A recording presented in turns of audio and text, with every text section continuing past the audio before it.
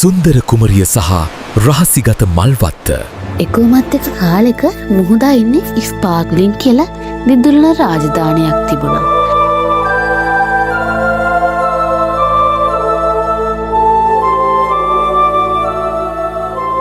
ඒ ජීවත් වුණා බොහොම සුන්දර ඒරියා කියලා කරුණාවන්ත හදවතක් ඇති සිහින වලින් පිරුණු රාජකුමාරිකාවක්.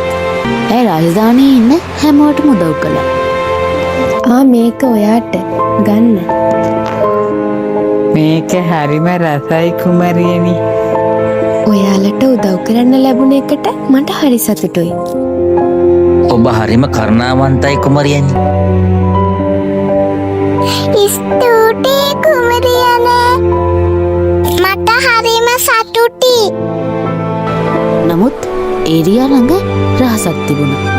ඇයට පෙනෙන දෙයට වඩා ඇගේ ලෝකයේ තවත් දෙයක් තියෙනවද කියලා ඇය නිතරම කල්පනා කළා. මේ රාජධානිය හරිම ලස්සනයි. මගේ මිනිස්සුනුත් සතුටින්. ඒත් මගේ ඇසට පේන මේ ලෝකයට වඩා රහසක් තියෙනවා. මට දැනෙනවා. හදවතින්ම දැනෙනවා. ඒ රහස මට පෙනෙන්නේ කවදද? මේ හැම දෙයක්ම හීනයක් විතරද කිය ඇය නිතරම කල්පනා කර හිටියා. ඔහොම කාලය ගෙවිලා ගියා. ලස්සන ඉර බැහැගෙන යන සන්ධ්‍යාවක ඇය රන් කඳු මුදුන් අසල තියෙන පාරෙන් ඇවිදගෙන ගියා. ඔහොම යනකොට ඇය දැක්කේ පුදුම දෙයක්. ඇය ඉක්මනින් එතනට දුවගෙන ගියා. රත්තරන් පාට දිදුලන පුංචි මෝදු කටුවක්. ඒ සුන්දරත්වයේ අසල කිසිවක් සැඟවී තිබේදැයි ඇය මොහොතක්වත් සිතුවේ නැහැ. දිලිසෙන රහස්‍ය අතුරක්. මේක හරි පුදුමයි. මේ යතුර පුංචි ඒරියා සිහිනවල දොර සොයාගෙන යන්න මේක කතා කළාද? මම හිතුවා හරි. මගේ ලෝකයේ මේකට වඩා තව අරුමයක් තියෙනවා. සිහිනවල දොර? ඒක මොන වගේ දෙයක්ද? ඇය එහෙම කල්පනා කරමින් සිටියා. රාත්‍රියත් උදා වුණා. නමුත් ඇය නිර්භීතව රාත්‍රී වනාන්තරේ ගමන් කළා. දිලිසෙන යතුර තරුවල ආලෝකය ඇගේ විය පළවා හැරියා. ඇය ඉදිරියටම ගියා. ඉදිරියෙන් ගස් අතරින් රිදී පැහැයන් එළියට විහිදෙන බව ඇයට පෙනුණා.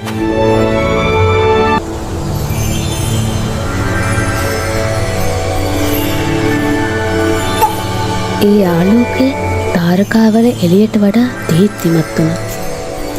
ඇගේ හදවත වේගයෙන් ගැහෙන්න පටන් ගත්තා. ඇය සෙමින් නැවිත ගියා. එය රෝසමල් වලින් පිරුණු පුදුමාකාර රිදී ගේට්ටුවක්. ඒරියාගේ කල්පනා සැබෑවක් වී අවසන්. මේ තමා සිහිනවල දොරටුව. ඒරියා කිසිදු පැකිලීමකින් තොරව අතේ තිබෙන මායාකාරී යතුර ගේට්ටුවේ සැඟවුණු අගුල වෙත යොමු කළා. ඇය දැන් තවත් නම් ආපසු හැරෙන්නේ නැහැ. ඇගේ සියලු සිහින යථාර්ථයක් වුණා. එය රහසිගත මල්වත්තක්. සින්දු කියන මල් ආලෝකයේ විහිදෙන සමනලේ ලෝකයේ කොහේවත් නොදුටු තරම් දීප්තිමත් වුණා. සමහර මල් පෙතිවලින් මෘදු ආලෝකයක් විහිදුණා. වාතයේ පුරා සුවඳ විලවුන් වෙන මිහිරි සුවඳක් පැතිර ගියා. ගස් අතුවලින් ස්වභාවික සංගීතයක් වාදනය වුණා. පුංචි බබලන දිය උල්පත්වල වතුර පෙනුනේ පිරිසිදු රිදී වගේ. ආලෝකයේ විහිදුවන මල් පුංචි ඒරියාව සතුටින් පිළිගත්තා.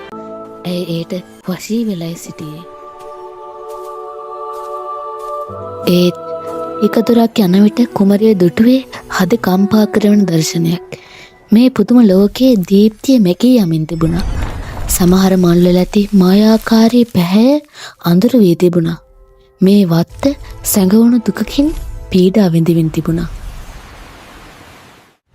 ඒ දුකින් ඉදිරියට ඇවිදගෙන ගියා. එක පාරටම සුරංගනාවේ ඇවිල්ලා ඇයට කතා කළා. පුංචි ඒරියා, මේක පරිකල්පනයේ හදවතයි.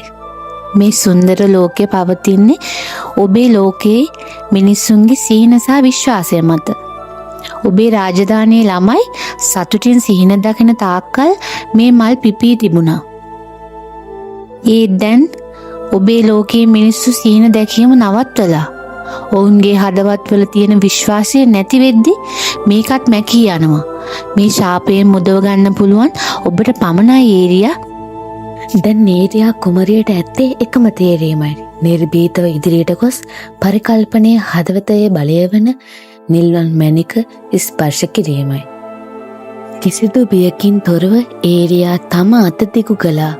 මම විශ්වාස කරනවා ඇය මුමුණමින් නිල් මැණික ස්පර්ශ කළා. ඇය මැණික ස්පර්ශ කළ මොහොතේ මායාකාරී මල් වත්තම නැවතත් දීප්තිමත් ආලෝකයෙන් බබලන්න පටන් ගත්තා. මැණිකේ බලයේ කරුණාවන්ත ඒරියා කුමරියව තෝරාගත්තා. මැණිකේ බලය ඒරියාට ලැබුණු මොහොතේදීම ඒ බලයේ පරිකල්පනයේ හදවතින් වේගයෙන් පිටතට ගලා ගියා. ඒ මායා බලය ඇගේ දීප්තිමත් රාජධානිය කරා ගමන් කළා. ඒ ආලෝක රශ්මිය රාජධානියේ මිනිසුන් ස්පර්ශ කළා. ඔවුන්ගේ හදවත්වල තිබූ විශ්වාසය නැතිවීමේ ශාපය ක්ෂණිකව පහව ගියා. ළමයින්ගේ දැස්වල නැවත සිහින පෙරනට ගත්තා. ඒරියා කුමරිය තම කරුණාවන්ත හදවතේ බලයෙන් මේ ලෝක දෙකම බේරාගත්තා. ඇය තමයි මේ රාජධානියට අවශ්‍ය වූ සැබෑ නායකයා. ඇය තම සැබෑ කිරුළ දිනාගත්තා. දීප්තිමත් රාජධානිය සදහටම සතුටින් පිරී ගියා. සියලු සුරංගනාවියෝ රැස්සලා ඇයට පරිකල්පනයේ හදවතේ කිරුළ පෙරඳුවා.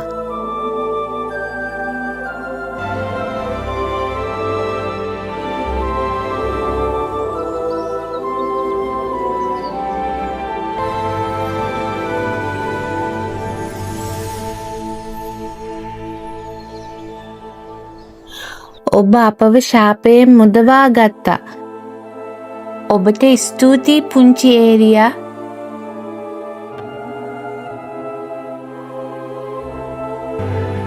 ඔබට ස්තුතියි. තම රාජධානියට සතුට සහ සිහින නැවත ගෙන ආ රජන දෙස ජනතාව බලා සිටියා. ඔවුන්ගේ මුහුණුවල තිබූ ආදරය හා විශ්වාසය ඇගේ සැබෑ කිරුළ විය. ඒරියා සංසොන්න සතුටින් පිරුණු තම මාලිගාව වෙත ඇතුළු වුණා. ඇය දැන් තවදුරට රහස් සොයන කුමරියක් නොවේ. ඇය සිහිනවල බලය සොයාගත් නායිකාවයි. ඒ වගේම ඇය හැමදාම දැනගෙන හිටිය ලෝකයේ තියෙන ලොකුම මායාව තියෙන්නේ වෙන කොහේවත් නෙවෙයි ඔබේ හදවතේ තියෙන විශ්වාසය තුල බවයි. Thank you, my people.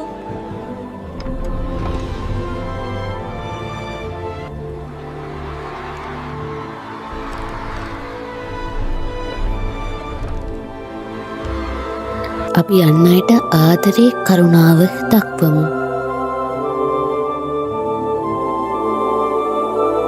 සැබෑ සුන්දරත්වය පැමිණෙන්නේ ඔබ ගැන විශ්වාස කිරීමෙන් සහ අන් අයට උපකාර කිරීමෙන් බව සැමට මතක් කර දුන්නා.